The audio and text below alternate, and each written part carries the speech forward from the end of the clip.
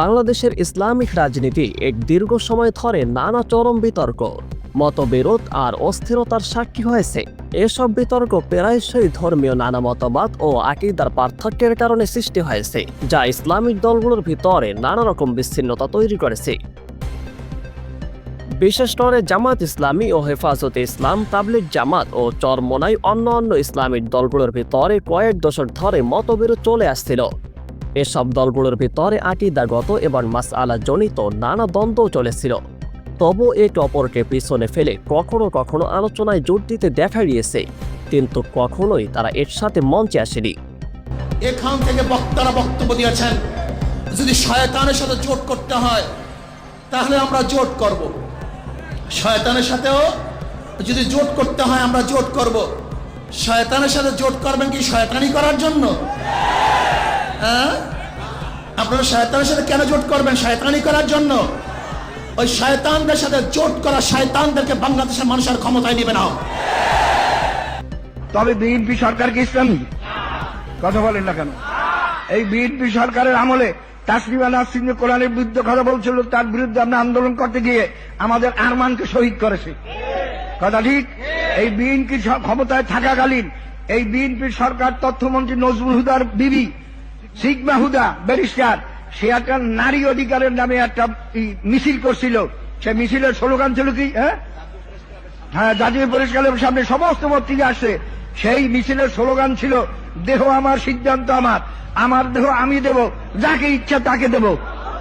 এইটাই হল আমেরিকা বা লন্ডনের ষড়যন্ত্র, সমস্ত মানুষকে বেশ্যা বানান এবং হারামজাদা বানাবার।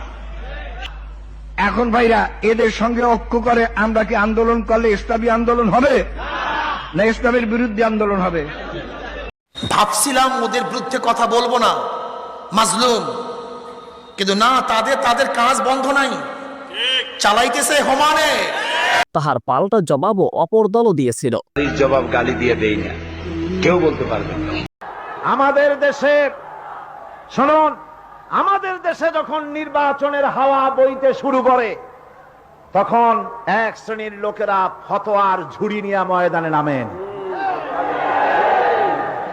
ইসলাম বিদ্বেষীরা যখন তারা দেখলো নাদানি দিয়া বহুত চেষ্টা করে ইসলামের কিছু করা গেল না, তার মানে দাড়ি কামানো প্যান্ট শার্ট পরা লোক দিয়ে ফতোয়া দিয়া ইসলামী আন্দোলন বন্ধ করা যাবে না, এরা যখন বুঝতে পেরেছে তখন তারা চড়া দামে একজন পীর খরিদ করে ইসলামের বিরুদ্ধে ময়দানে হয়েছে।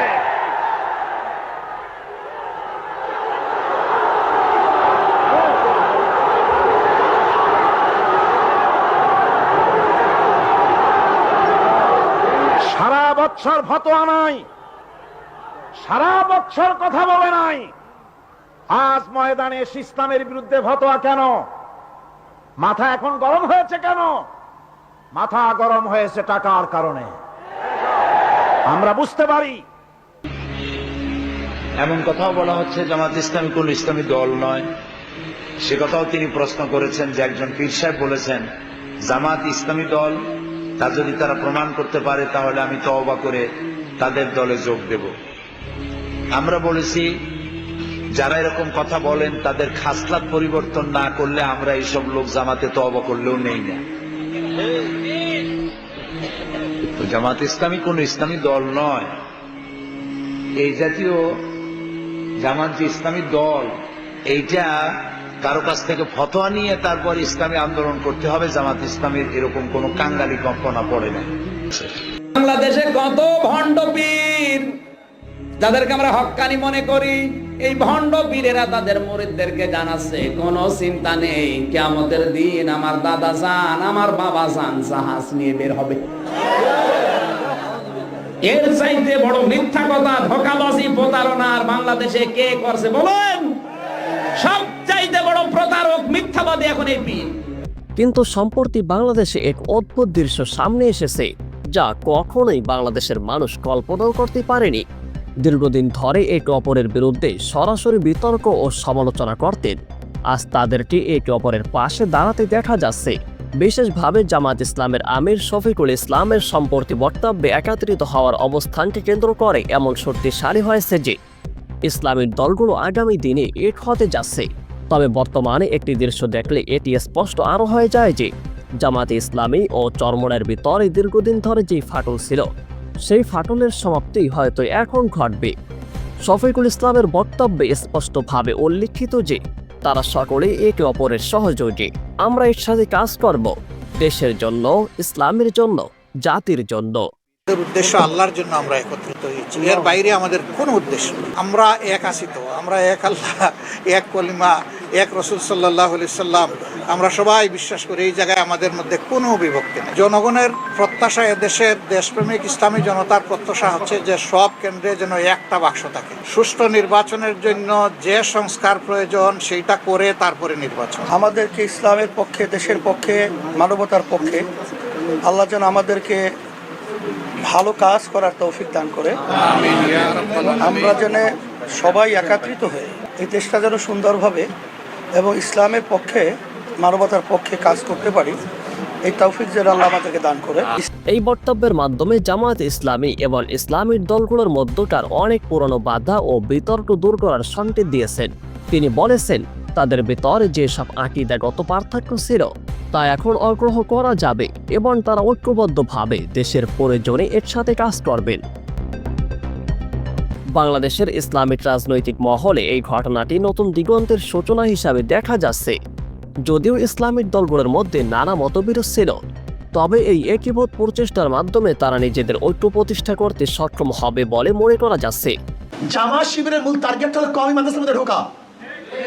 ওরা হাজার হাজার কোটি কোটি টাকা ইনভেস্ট করতেছে তোমাকে আমাকে কেনার জন্য, এবং সাকসেসও বটে। সাকসেস হয় না তা নয়, সাকসেস কওমি মাদ্রাসার এমন কিছু লোকদেরকে তারা যে প্রক্রিয়া হোক না কেন কন্ট্রোল করতে পারছে। বিএনপি এবং জামাতকে বিশেষভাবে বলতে চাই, আপনাদের দুই দলের যে কোনো কারণে যদি এই ঐক্যের মধ্যে কোনো ফাটল তৈরি হয়, জাতির কাছে আপনাদের জবাবদিহিতার কাঠ করে দাঁড়িয়ে জবাব দিতে হবে। জামাত এবং চরমোনাইয়ের ভিতরে দীর্ঘদিন ধরে যে চরম বিতর্ক এবং অস্থিরতা ছিল তা হয়তো এখন আর অস্থিরতা থাকবে না। সেই অস্থিরতা হয়তো এখন দূর হবে। এমনটি দুই দলের মিল হওয়ার জন্য এখন তেমন কোনো বাধাও দাঁড়াচ্ছে না। উভয় পক্ষের নেতা, শীর্ষ পর্যায়ের ব্যক্তিরা একে অপরের সমর্থনও জানাচ্ছেন এবং বাংলাদেশের ইসলামিক রাজনীতি নতুন এক অধ্যায় প্রবেশ করেছে।